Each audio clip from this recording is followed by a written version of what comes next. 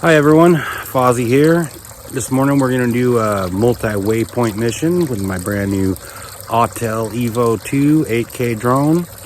We're going to fly this one at about 370 feet and do 5 waypoints.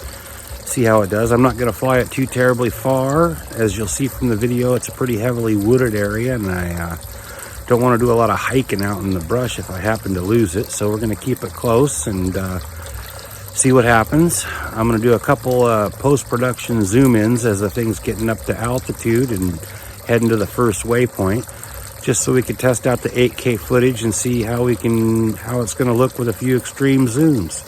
So appreciate you checking out the video, and let's go flying.